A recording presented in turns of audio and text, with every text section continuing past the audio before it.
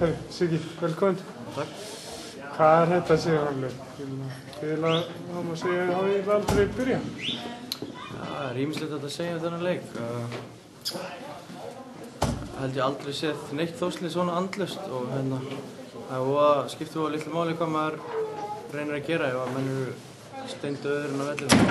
Þá enda hlutinni bara svona á einn veg og við getum ekki skýlt okkur bak við það að þeir hafa hitt úr öllu skotunum. Við náttúrulega spilum bara þannig vörn að þeir fengu auðvöld skot og þetta á þeirra dag og sannlega í skotunum. Hvað svona, var þetta vannmati í byrjun strax eða hvað? Ég veit ekki hvort það er eitthvað haft einhver áhrif á okkur að þeir mættu seint og mættu fáir og þjálfaralausir.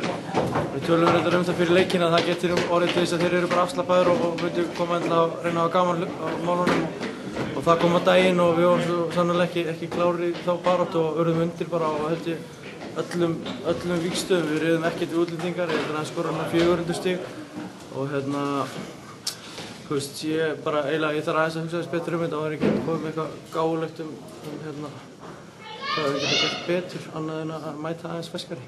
Ja, það er náttúrulega stutt í næsta leik, þannig að það er í skotum en... Já, bara sem betur fer, það er kannski eini jákvæða punkturinn að við getum vonandi kvittað fyrir þetta strax á sunnudaginn og ef að menn mæti ekki klárar á sunnudaginn þá var þessi drengir eitthvað breyst í jólum, þá var þetta ekki sömu drengir og ég þekki því menn kom ekki og láta flengja sig svona duglega og mæta svo eins og auðmikið aftur í næsta leik. Ég bara trúi því, neita trúi. Það er Siggi, takk fyrir. Já, takk.